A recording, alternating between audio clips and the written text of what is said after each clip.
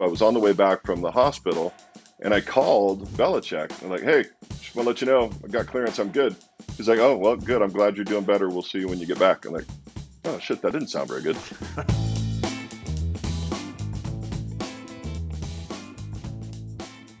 Hey everybody, what's up? Trey Wingo here. Welcome into another edition of Half Forgotten History. Glad to be with you through season 4. Our next guest is someone who had his dream sort of taken away from him, as football can do, and not only was it taken away, he had to watch the man who replaced him become the greatest thing football has ever seen. I'm talking about, of course, Drew Bledsoe, who was a very successful Pro Bowl quarterback for the New England Patriots, only to have a horrific injury that almost took his life in a football game, and watch Tom Brady trot onto the field in 2001 early in that year and simply go on to become the TB12 that we know now. How he dealt with the injury, how he dealt with watching Brady rise, and how he dealt with trying to find his career after Brady and after football, all make a very entertaining episode with Drew Bledsoe. Enjoy. First of all, thanks for doing this, but let's start here. I was this many days old when I realized your middle name was McQueen. Yeah, it's old family name. It's not like Steve McQueen or any of that. It's an old family name on my dad's side, and we didn't do the whole thing like with Drew, Junior and somebody the third, but we carried the McQueen thing all the way down from my. I think I met my great-great-grandfather Albert McQueen, and then we've got one son whose name's McQueen. Now we got a McQueen Vineyard too, so we're kind of carrying the whole thing through. I was assuming it was a family name, but I thought it would be a really excellent story for my mom and dad just really love Steve McQueen, man. They thought he was the coolest guy in the world. I might have to go with that, actually. I mean, because we're in marketing after all, right? We don't have to tell the truth, right? So yeah, the mom dated Steve McQueen for a little while in college and was truly her first love, and my dad was okay with it. So yeah, we'll make up some bullshit like that. It'll be fun. That's terrific. And now that you said that, I do have to tell my story. My mom actually did win a date with Elvis Presley. Oh, come on. But this was in the No, it's a true story. This was in the 50s, and she wasn't at the house. So hey, Elvis is coming by in like an hour, and she didn't show up, so she never got to go on the date, which is a good thing, because that might have ended poorly for me as a being on the planet had they actually gone on the date. Yeah, isn't that funny, man? I've had some of those conversations with my folks about dad dated this gal in college for about like I don't know, a month. He and my mom broke up, and this gal, she did something to piss him off. Otherwise, he wouldn't have got back together with my mom, and then who knows, man? I don't exist. So pretty funny, right? Exactly. So I'm glad both of those things worked out for both of us. But it's funny. I was just going back and looking at some stuff, and one of the things I always remembered about you when you were drafted number 1 overall in 1993 is that you made sure everybody knew who you were right away. The draft is such a fashion show now, with these people come up with these suits and all this kind of stuff. You showed up, jeans, red polo, button-down shirt, and a baseball cap. I'm a kid from Walla Walla, Washington, man. This is who I am. Well, the truth is, Trey, I didn't have any other options. I didn't own a suit at that point. Growing up in Walla Walla, Washington, and then going to school in Pullman, and thankfully I didn't have to go to court as the defendant. So I didn't even own a suit at that point. Plus, it's like, I wore my, finally got some free Nike sneakers. So I was like, oh, I'll go ahead and wear my Nike sneakers up here. And yeah, I'm maybe the only, and certainly the last, number 1 overall pick to not wear a suit. Yeah, it's just so striking now, because the draft has become such an event, right? It's still the same thing. It's just been amplified in every possible way. It's almost like, hey, that looked like it was more comfortable. Yeah, well, it was kind of funny, though, because as you say, it was a much smaller deal, but it was still kind of a thing. We went back to New York. Matter of fact, It was the first time that my family, I just had the one brother, it was the first time that our family, all 4 of us, flew on an airplane together, was when we went to New York City for the draft. My parents were both school teachers. We did all kinds of cool stuff and vacations, but we were always in a station wagon, not on an airplane. But the funny thing was I'm backstage, kind of sitting in the green room with a couple guys, and, my folks there, my brother's there. Well, it happened so fast. They started the draft, and next thing you know, Tagliabue's up there and says, number 1 overall pick from Washington State, Drew Bledsoe. And so I turn, and my mom's looking around like she doesn't know what happened, and my dad's trying to get the video camera off his hand. So I ended up hugging Lee Steinberg, who was my agent at the time. Like of all things, Yeah. this major moment in my life, and I end up hugging my agent that I'd known for about 2 weeks. Well, listen, he was everybody's quarterback's agent back in the day. There was a run where Lee literally had everyone of prominence as quarterbacks in the NFL, and obviously he's got Patrick Mahomes now, so he's still doing okay. What was your thought process running up to the draft? Because it was one of those years where it seems like it's every year now where the quarterbacks are going to go 1 and 2. It wasn't that common back in 1993. Did you feel pretty strongly that you were going to go number 1? Well, it was me and Rick Meyer, who's still a great buddy, Yeah. also in the wine business, by the way, I mean, if you have to drink Napa wine, should drink Rick stuff. He's actually doing a really nice job. And we were kind of the consensus top 2 quarterbacks in the draft, but Parcells would always play his cards really tight. So we didn't know. We felt like Yeah. it was probably, but he didn't say, like all the other, number 1 overall picks, for the previous 5 or 6 years, already had their contract negotiated before the draft hit. Right. But Parcells played it really tight. Didn't want anybody to know until actually that moment. But it was just one of those. It was one of those drafts though, where both the Patriots and the Seahawks, who had the number 2 pick, they needed quarterbacks. So it was kind of obvious that Rick and I were going to go 1 and 2. We just didn't know exactly which way it was going to fall. So when did you know? Like, I'm assuming before the pick, right? No, I knew. I knew at the same time everybody else did when Tagliabue made the announcement. That's Really? when I knew. Absolutely. I didn't. Yeah, we thought we knew, but we didn't know. I mean, it was. I mean, it wasn't going to be a long day because it was going to fall all the way to 2. But it was like, but it was like, but it was one of those deals. No, we didn't know for sure whether I was going to be a Patriot or a Seahawk until the moment that the commissioner made the announcement. So I guess as a kid from Washington, was there a pull for you to want to go to Seattle, or were you looking to get out and go somewhere else? Oh, I wanted to, initially before the draft, I wanted to be close to home. I mean, shoot, man, I'm a Yeah. small town kid, and you don't want to go across the country. I don't know what that's like back there. But in retrospect, it was outstanding. Because you remember, I mean, we're old, right? So this was like pre-internet, Yeah.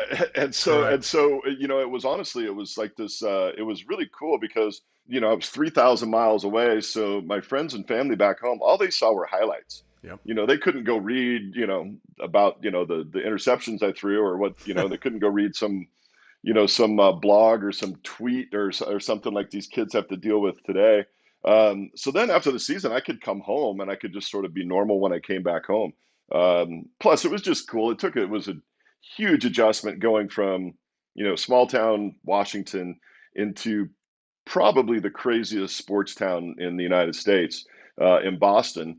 Yeah. It was quite an adjustment. In the West, you grew up out West, we play sports, we like sports, but it's just sort of a pastime. And if your team wins or loses, it doesn't really affect the rest of your day, let alone the rest of your week. You get to Boston and you discover that this is like a religion and people live and breathe this stuff. Yeah. And so it was eye opening for sure. But it was a lot of fun. This is weird for people to think of now because of what the Patriots have become outside of this past season. Arguably the greatest run on dynastic qualities any franchise has had in the NFL. But you had the Celtics that won a lot. You had the Red Sox who hadn't won but were still beloved, and the Patriots were playing in that crappy stadium way outside of town. They were sort of an afterthought in the in the pantheon of Boston sports at that time. Oh, for sure, man. The Patriots were definitely number 4 in that market. Yeah. And it wasn't close. Right. You got the Celtics, Bruins, and then the Red Sox are, I mean, with all the success that the Patriots have had, they might be all the way up to second behind the Red Sox now. But yeah, no, the Patriots were definitely an afterthought. It was one of those places that prior to what we got going, it was one of those places you could show up and buy a ticket at the gate and walk in and sit awfully close to the field for 15 or $20. Obviously, it's changed pretty radically now. Well, I always, when people say, oh, I've been a Patriots fan my whole life, I say, give me the name of 5 Patriots before Drew Bledsoe. And if they can't do it, I'm like, you're just a bandwagon jumper. Oh, Man. yeah. You're on because of the success. You haven't been there through the Scott Sissons and the Andre Tippett's and everybody else that goes back all that time. I always ask what year. If they say, well, if it's anything after 01, they're like, yeah, no, you're not a real fan. You're not a real fan. You didn't earn the right to cheer for the Patriots if you started in 01 or later, when they're at least in the AFC Championship game every single year. No, if you're really going to call yourself a true fan, you had to have started back when, things weren't good. And those people are It rare. was awful. Yeah, Yeah. they're not many of them, but everybody up there now claims to be a lifelong Patriot fan. So Yeah. for you, for people that also don't understand, like Belichick was a Bill Parcells protege. So like Bill Parcells was Belichick before Belichick. So what was your initial reaction in meeting with Bill? What was that like? So the first time I met Parcells was actually at the combine. And I went up to his hotel room, and it was just the two of us. And I walk in, Rick, I turned 21 at the scouting combine, so I was a young kid. Crazy. When you walk in, and he really had this persona that was real, and then I think he also really enjoyed playing it up too, where he was like the Godfather. No question. And so you Yeah. walk in, and and he was kind, but you did kind of feel like you were meeting like some mafia don, at that point, and it's just the two of us in the room. Like, dude, I hope I don't get killed. I hope I answer the questions right, otherwise I'm going to be buried under a building or something. But obviously he was an intimidating guy, but apparently the interview went well enough, because he did ultimately pull the trigger and draft me, and then. And then I was dumb enough to go play for him again in Dallas, which just shows I'm just not very intelligent. But Yeah. Belichick, people forget that in '96, when we went to the Super Bowl against the Packers, it was right after Belichick had gotten fired uh, by the Browns. Well, he came back, and he Yep. was he was on that staff as well before they left and went down to the dark side and went down to the Jets. So he was Belichick was a part of all but one Super Bowl appearance. Except for the Grogan uh, Super Bowl against the Bears. Belichick was a part of all of them. Super Bowl 20, 46-10, the final score, as the Mm-hmm. Bears just decimated that Patriots team. So, everyone has their moment, right, when they realize, hey, I think I'm going to be good at this. And you played okay your rookie year, Mm-hmm. but I think a lot of people look to, what is it, week 3 or week 4 of your second year, and you guys were down to the Vikings at the half, 20-3, and you come back to win that game in overtime, 26-20. And at that time, you set a record, most completions and most attempts in a game, 45-70. Like, a lot of people who have watched your career would have said, "Oh, that was the moment where we thought, okay, this guy's going to be good." Was that the moment for you, or was it something before that? It's interesting. So my rookie year, I started the first um, 11 games, and or excuse me, started the first. Sorry, started the first like 7 or 8, and we hadn't won a game. We were awful, and then I got hurt, sprained my knee, and I actually had to go sit for a couple of games, which is something that I really had never done, except for like the first 5 games of my freshman year of college. Outside of that, I'd never stood on the sidelines for more Right. than mop up time, um, and that really helped after jumping in and being in the middle of the fire, and then stepping back and watching somebody else play for a second, and kind of taking a breath. And then that year we ended up winning in the last 4 games of that season. We were 1-11, and we won our last 4, Right. including knocking the Dolphins out of the playoffs on the very last play of the season, which that was sort of our playoff game. But when I came back in and had time to kind of step back and reflect a little bit, and then played those last 4 games, it had started to slow down then. You hear all the quarterbacks talk about the game slows down, which just means that your understanding Right. speeds up. But the perception is that the game is a little bit slower, and it had started to slow down at that point. But yeah, that next season, we started off the first two games with the Dolphins and the Bills, and I mean, had big numbers, lots of touchdowns, and but we were still 0-2.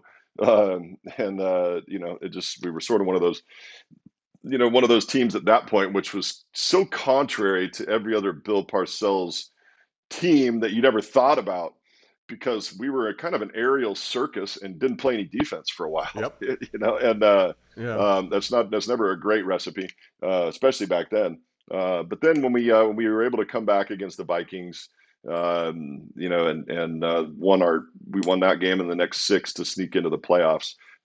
That's when it looked like, okay, maybe something was going to be good here. Well, it's interesting you mentioned that, because I've always remembered that game as like Bill Parcells understanding, hey, this is what we have. This is what we have to win. Because you're right. The 2 Super Bowls he won with the Giants, they were going to pound the rock and they were going to play suffocating defense. That's who they were. And I'm like, Bill Parcells is throwing it 70 times. He understands this is the best opportunity that team has to win and be successful. So you have to be one of those rare guys. I'm trying to think if there's any other quarterback that can claim they were coached by both the Bills, Parcells and Belichick. Well, I think Vinny. Vinny would be the other one because Vinny played for Testaverde. Yeah, with the Jets and the Cowboys. That's exactly right. And he also played. He also played for Belichick in Cleveland, I think. Yep. So he's one other guy that shares the misery club with me of being coached by those two guys. But it is and was interesting though because in between the two Bills in New England, I had Pete Carroll. So I ended up in with 3 coaches that will all be Hall of Famers. Man, you talk about a contrast in styles. You go from correct. You go from the Mafia Don to Pete Carroll, who I love Pete to this day and love playing for him. I think everybody loves playing for Pete. But man, the media kind of chewed him up and spit him out because he was all positive energy and fun and all that stuff. And after coming off of Parcells. They'd been beaten on by for so long by Parcells that they couldn't wait to just go attack Pete, and they just did not treat him very well. And then went from that to Belichick, who's famous for being probably the worst press conference ever.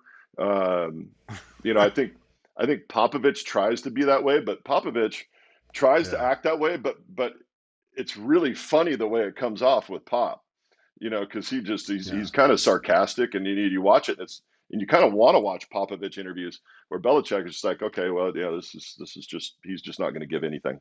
Well, my favorite thing is when people try to find creative ways to ask Belichick something that he doesn't want to talk about, and he just like sniffs it out. Said, "Look, I told you I'm not going to talk about that." Like it's right. There's no chill in the way he's like, "We're not doing that. We're just not doing that." No. So the start of your career was actually pretty strong. I mean, you were the youngest player ever to make it to a Pro Bowl.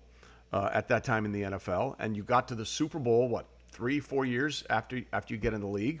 So things are off and running for you.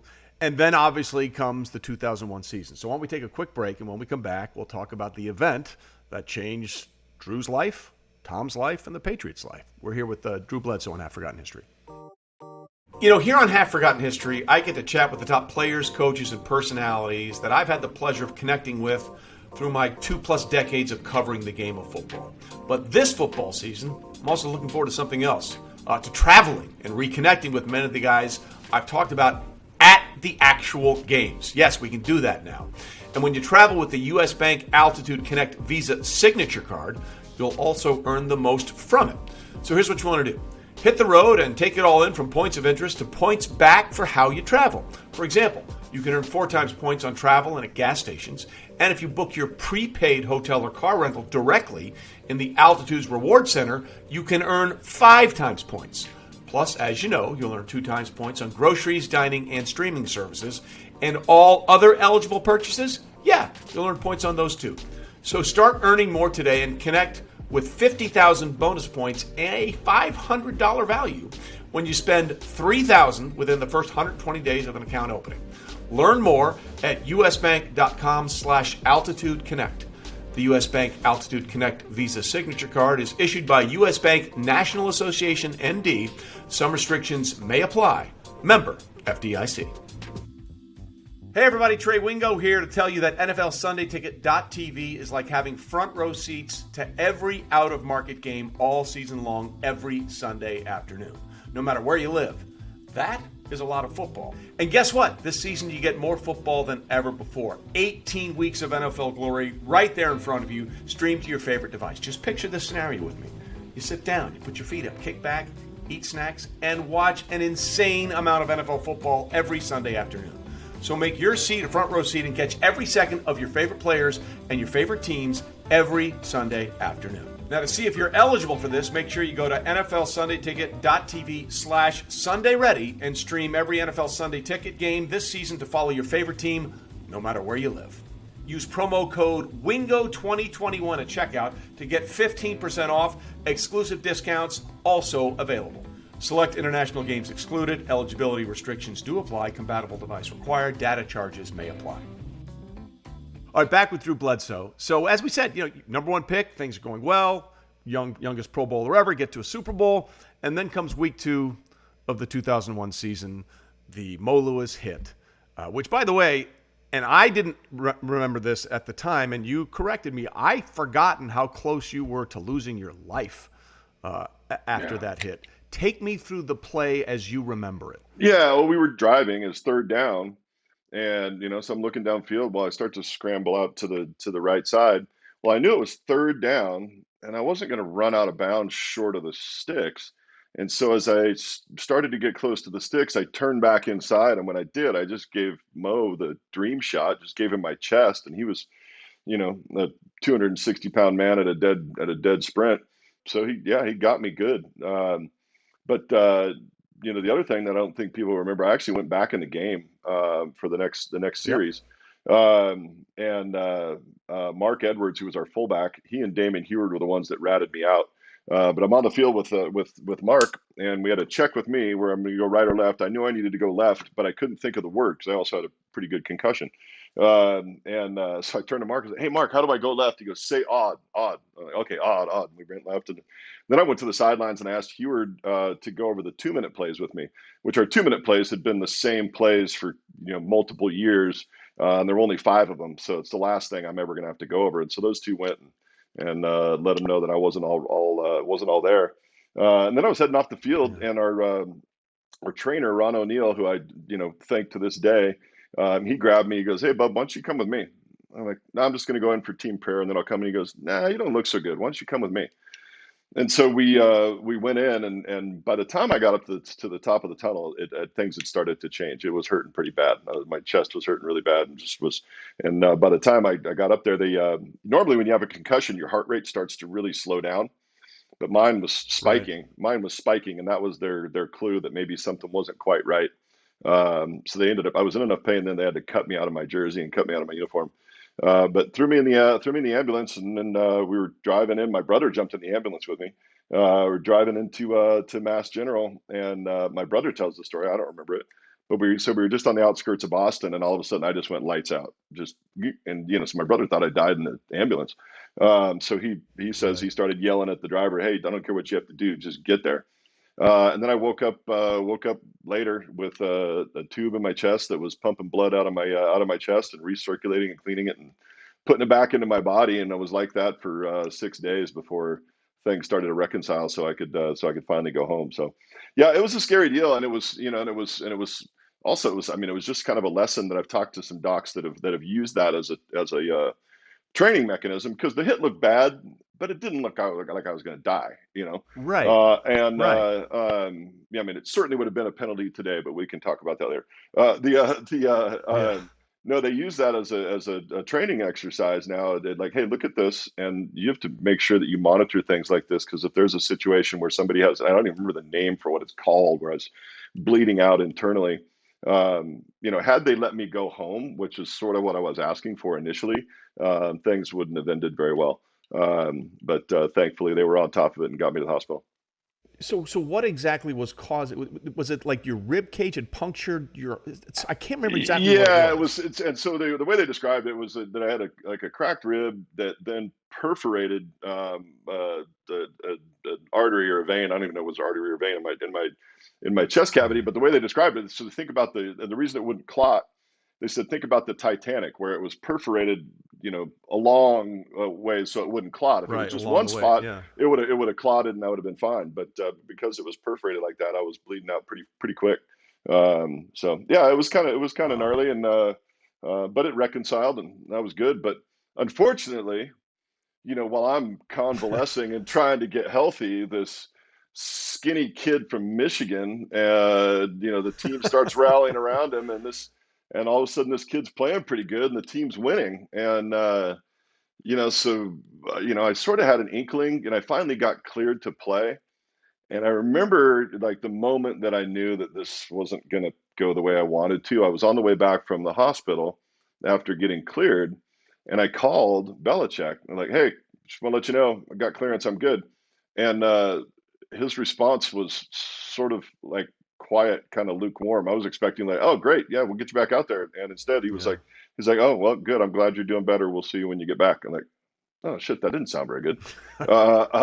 And then he made the decision to stick with Tommy, which obviously was a huge mistake because he went on to be nobody, and never had any success from that moment on. But it was hard, man. I got to be honest, it was hard. I was the franchise guy. I'd been the face of the Yeah. organization for most of a decade, and all of a sudden, my job's not there anymore, and that was a bitter pill to swallow. It's sort of I think it was kind of the first time I got fired, and I'd never been fired before, and so did some soul searching and trying to figure out what it was going to look like, and then made the decision. And Tom honestly made it easier because I had such respect for the guy and always still do, and liked him at the time. I was proud of him. I didn't remember this, but apparently I told my mom, like, "Hey, this is going to be really cool for Tom because he's actually going to get to play, and I think people are going to get to see that he's actually a really good player." I don't know. I think my mom was kind of painting You it in were a right.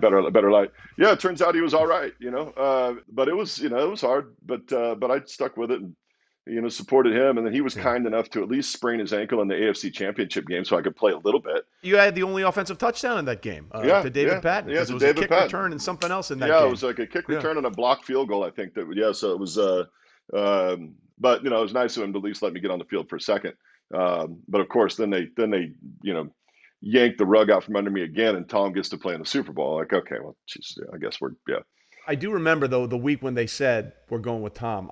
I remember someone asked you, and I'll never forget this as long as I live. First of all, you could see how frustrated and angry you were in your eyes, and you the only thing you said was, "I look forward to the opportunity to get my job back." I mean, I'll never forget that because it was clearly those were the words you wanted to put out there, that this is my job and I'm going to get it back. Yeah, yeah. Just wanted to compete for it. But I mean, it's sort of one of those things that you look back at your life, and we all face adversity, and and I always have stood by this forever.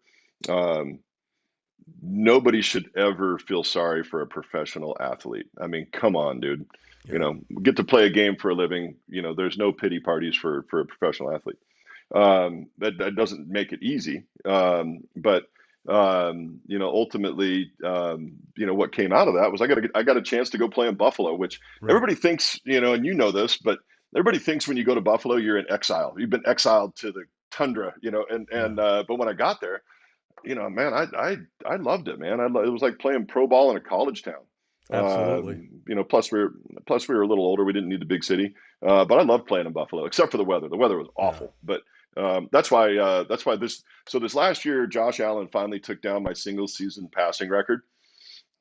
And I've said this in jest. There actually were a couple of people that got pissed. I put this out like on a tweet congratulating Josh on the record, but I was jokingly saying, that record needs to have an asterisk beside it because I watched all of their games. It's November. It was like 70 degrees with no wind. I'm like, dude, come on. You're in Buffalo. You're Yeah, supposed to that's be not trying to Buffalo. you're supposed to be trying to throw the ball through the wind and snow in November. But I was obviously really really happy for the kid. Yeah, it was crazy, man. We actually should have played more snow games. I never lost a snow game. Yeah, we need more sarcasm fonts on Twitter, that's for sure. But it's interesting. It's interesting, though, because you got traded within your division. And as a quarterback, that's very rare. Like Donovan McNabb was traded from Philadelphia to the then Redskins, now the Washington football team. When you found out you were traded within the division, what was the first thing that went through your mind? Well, first of all, and obviously I would completely take this back, and everybody recognizes that, now. But and thankfully Jim Kelly had stepped in his shit before I did, saying, Yeah, that he would never go play in Buffalo because he wanted to be in Houston. right. Now he lives there and he made it his home. Correct. But I remember saying, like, there were two places I didn't want to go. I didn't want to go to Cincinnati, and I didn't want to go to Buffalo. So when I first heard, I was like, oh man, this is really not where we want to be. I wasn't really even thinking much about the interdivision stuff. It was just, man, I don't want to go play in the freezing cold in Buffalo, and with all these fans that throw snowballs and you know hot dogs at us when we're on the bus, and all of that stuff. And then, but once I got there, man, I fell in love with the place very very quickly, and still have great affection, for the Bills and for their fans. It does feel like a college town more than an NFL town with the passion they have for the team, and it's nice to see them finally having a ton of success. But as you said, after that, you go back and join Bill Parcells in Dallas. What was the sales pitch for him to get you to Dallas? Well, if you remember when I first got there, first of all, we had a heck of an offensive line when I first got there, Absolutely. and then we had Terry Glenn down there, had Jason Witten, who I didn't know was that special at the time, but quickly learned.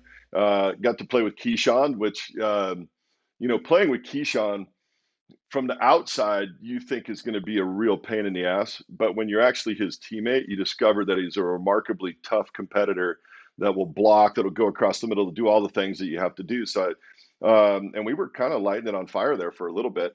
I think it took Romo a few years before he took that first year of mine off the record. But then when we started, offensive linemen started dropping like flies, and all of a sudden, it wasn't what it was supposed to be. But initially it was good, and then and then it kind of went sideways, and that's when I got to make the decision to move on to the next phase in life. We'd already kind of started planning for a wine biz, and could have gone and chased it. Could have bounced around a little bit more, and certainly could have kept playing for a long time. But at that point, I was really ready to go see what was next, and it's been a good ride.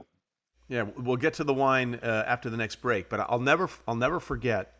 It was a Monday night game against the Giants, and the Cowboys came out after the half, and that's when they went with Romo. And like the expression on your face was how everyone would feel, because only one quarterback can play.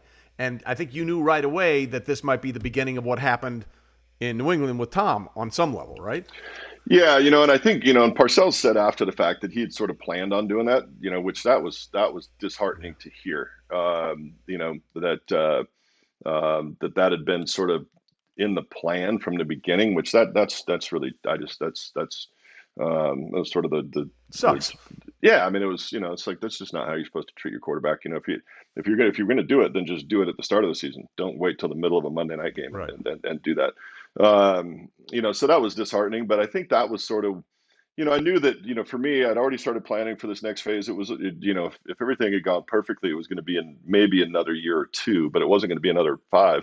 I was ready to see what was next that was out there. But that just kind of accelerated that thought process. Like, okay, I'm ready. Let's get this season done. And once this is over, it's time to go back, time to go see what's next and what's out there. But I will tell you this, and I don't ever want anybody to think that means that there was any bitterness about my career. I remember so distinctly that last year, really recognizing how special it was what I got to do. And it got to a point I would, when we were walking down the tunnel before a game, I would always like look around and I would find a rookie as we're walking down the tunnel. I grab him by the back of the pads and like, dude, how cool is this? We get to do this. This is our job, right? Yeah. And they'd look at me like, first of all, I'm an old man to them at 35, but they would look at me like, man, you crazy? What's going on? I think, no, this is really, really cool, man. This is what we dreamed about since we were little kids.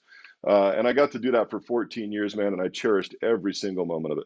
Do you take any solace that both the guys that sort of replaced you did really well? I mean, like, to me, he'll never get the credit he deserves because the team didn't have the success, but he was tough. He was so good. He was great at comebacks, and obviously Brady is Brady. Yeah. Is there anything of you that says, hey, listen, if I had to be replaced, at least it was by those guys? No, man, I get pissed. I taught him too well. Like I mean, I should have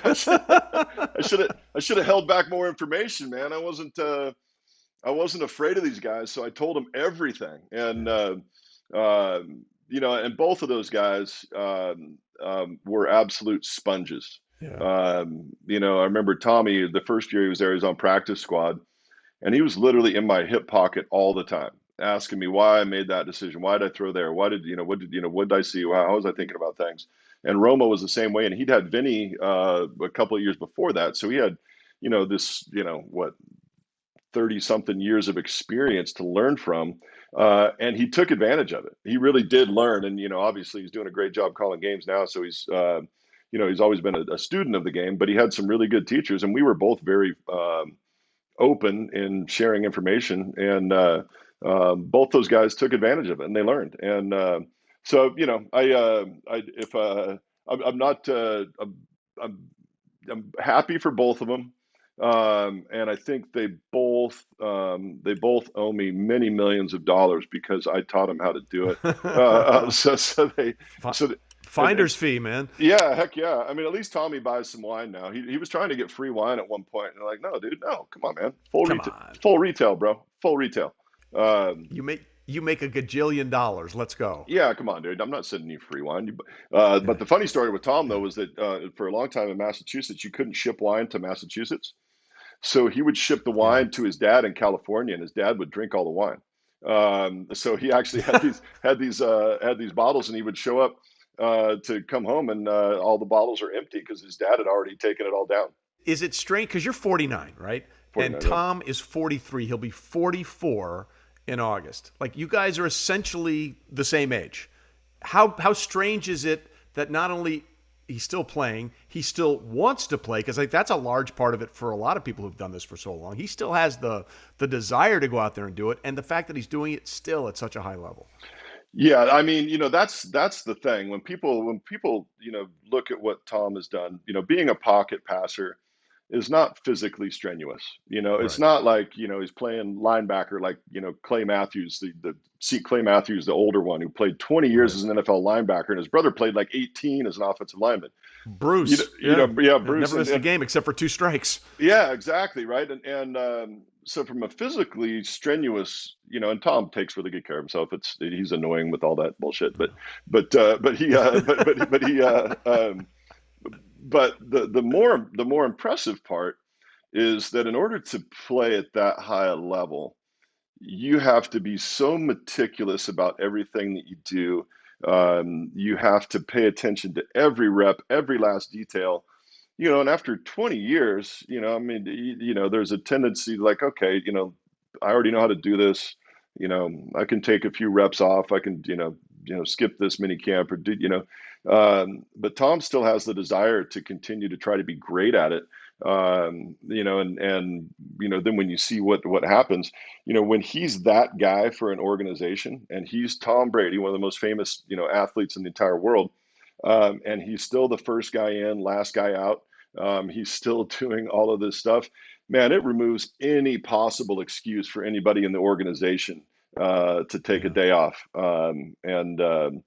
So it's amazing that he still wants to do that and still has the desire to keep doing it. Honestly, I kind of think he needs a hobby. But no, it's really, really impressive to watch the way that he continues to lead, prepare, and play at such a high level. Enough of this Tom Brady bullshit. When we come back, we'll talk about the real reason we have Drew Bledsoe on. Wine, baby. This episode of Half Forgotten History is brought to you by Starbucks Triple Shot Energy Extra Strength Coffee Beverage in a Can. That's Starbucks coffee that you love, ready to drink, offered in classic flavors, and now in zero sugar. They have 4 core flavors: vanilla, dark roast, cafe mocha, and caramel. And now also offering 2 zero sugar flavors, black and vanilla. Both are zero sugar and dairy-free.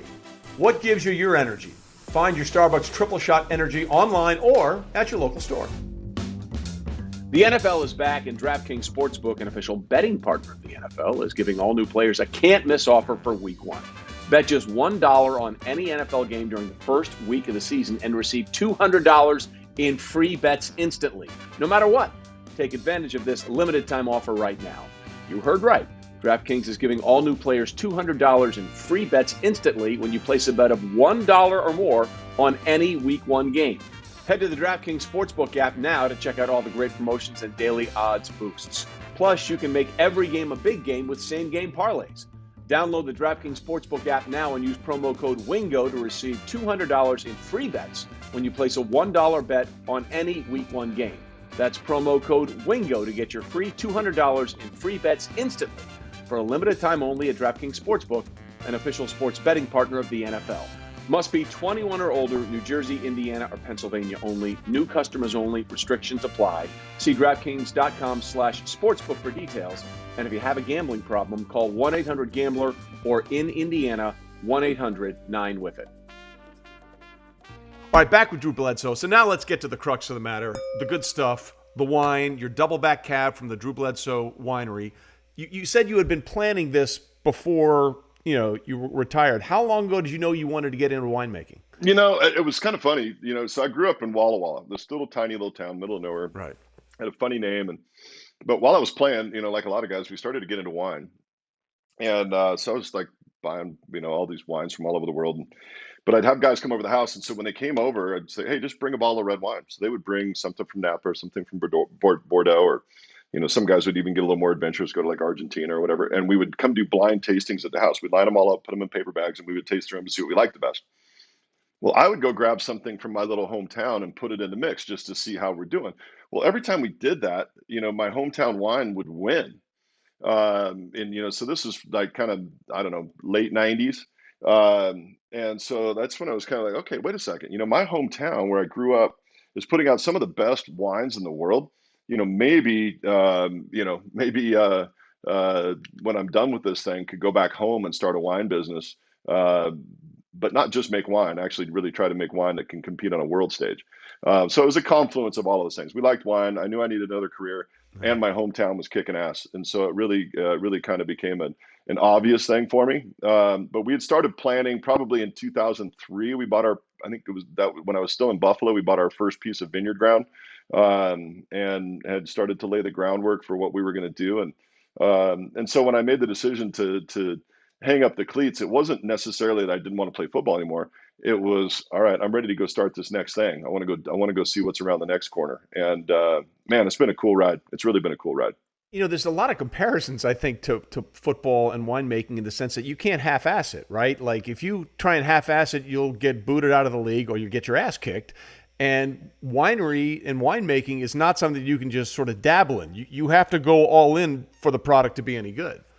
You do, and it's there are so many parallels, but one of them is just that. First of all, people have asked me, so how do you replace the competitiveness from playing NFL football?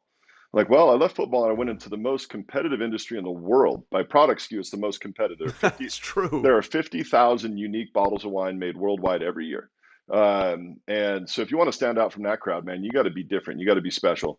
And also the other part that from that standpoint, you can't be complacent, because much like, professional sports, there's always somebody nipping at your heels. There's always somebody that wants to take you and replace you. And there's so much competitiveness for it. And the cool thing is now we got a team that we put together. It's a rock star team at the winery, and they're almost all athletes, and they all get that. They all get the competitiveness that goes into trying to be great at something. And that part of it has been really, really cool. It's interesting because I always ask this question for people that really like wine. I'm sure you've seen the movie Sideways, right? Of course. Is that in your mind, is that an accurate sort of description of how passionate people can be about wine? Yeah, and it can get over the top. I mean, people can get so dorky with this stuff. Ultimately, we are trying to truly make, great wine, but at the end of the day, we're pretty selfish. We make wines we like, and then if people agree with what we like, then they're going to like the wine. If they want a different style, there's plenty of other wines, that way. But the funny thing with the movie Sideways, though, was that they crushed it. I mean, there's never been a movie that crushed a market segment like that movie crushed Merlot. Right. All of a sudden, Merlot was 100%. We're not drinking any fucking Merlot. Exactly. Right. And so all of a sudden, anybody that was kind of even an amateur, wine geek, all of a sudden, well, Merlot wasn't cool anymore. But the funny thing is that the end, that bottle that he was saving to the very end was actually primarily Merlot, which is pretty funny. It's a really cool industry. The biggest difference, well, there's two major differences. One is, if I made a decision as a quarterback, I knew instantly whether it was a good or bad decision. If my guy caught the ball, good decision. Right. If their guy catches the ball, it's a bad decision. In wine, sometimes it's a decade before the impact of a decision that you make. The other thing is, when I was in ball, in order for me to win, my opponent or my competitor had to lose. And I wanted them to lose really bad, especially if it was the Jets. I wanted them to lose really, really bad, and I never wanted them to ever win another game. Well, good news, they mostly obliged you then, so that's good. That's the truth.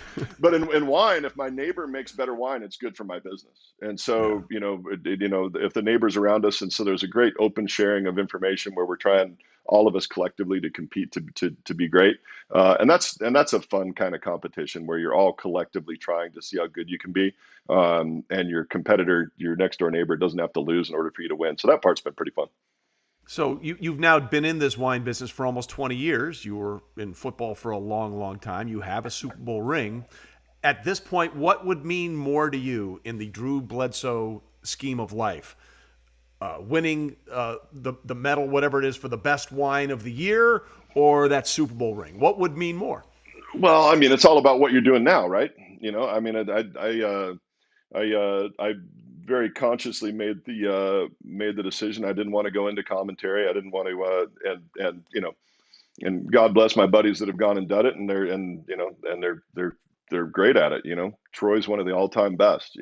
Tony's doing an amazing job doing it, but that was not what I wanted to do. I wanted to start over from scratch, and see if we could build something both literally and figuratively from the ground up. And that's what we've done. And we're still growing and changing and evolving. It's not static. We're, and it's so multifaceted. So it's a long answer to a short question. Continuing to grow this wine business and do it in a sustainable way where, we take care of the earth, we take care of the environment where we grow grapes, and we also take great care of our people. We've got a farming crew. We pay them better than anybody else, and they've got retirement benefits and health benefits. And, by building a sustainable business, we can continue to do that. And that's, and at the end of the day, we get to have a beverage we really like, so, it's something that I still, after all these years, I'm actually more passionate about this now than I was when we started. And that's really exciting. When we took it on, I felt like it was something I could learn about for the rest of my life. And it certainly has been that. That certainly sounds like that line from Virginia Madsen in Sideways, where she talks about the wine. I like the fact that if I opened it today, it would be completely different than had I opened it a week ago or 2 days from now. So I'm absolutely getting the wine sense. I would cheers you, but I don't have any Doubleback to put in my glass. So. Well, there's a really easy way to solve that. You go to doubleback.com and you put your Visa in the little window there with your address, and that wine will magically show up on your doorstep. You're right there with Brady, man. Full retail, bro. Full retail. Just like my brother pays. Yeah, full I retail. was about to say, if you're not giving them to Brady, I don't think I was getting any. But, shoot or shoot, man. You had to ask. But anyway, hey, listen, this has been a blast. I appreciate you joining it. I appreciate you sharing the journey. And people are really appreciative of the stories that, I know and and maybe they heard about a little bit and didn't remember, but this kind of stuff I think they really enjoy. So thanks for being with us, my friend. Right on, Trey. Always a pleasure, bud. So once again, thanks to Drew Bledsoe. And by the way, I should tell you, yes, I did go on the website at Doubleback Winery and used my credit card to purchase some fabulous Doubleback wine, and it was delicious. Now, here's where I tell you we're going to take a little plot twist. We will continue to have great stories with legends of football coming up throughout the season, and those moments that I know and they know and people have maybe forgotten about that we're going to share. But we're going to take a little twist here as we run up to the start of the season. We're going to do a little something that Mark Schlereth and I did at the end of last year called the Chop Shop, which is where we break down games and all that kind of stuff. But we're going to do it a little differently. Mark and I are going to welcome in some of my very good friends and some of his very good friends around the NFL and talk about what we expect to happen in the upcoming season. We'll preview conferences, look at MVP races and all that kind of stuff, and also help you try and win your fantasy league, as we'll have someone that you are very familiar with to help you break down and listen to the do's and don'ts of what you want to do and what you don't want to do when you're building your fantasy football team. So a little break from the stories for a couple of weeks, and then we're going to have some stuff to get you prepared for the actual 2021 football season. Those episodes are called the Chop Shop, and they will be coming up next.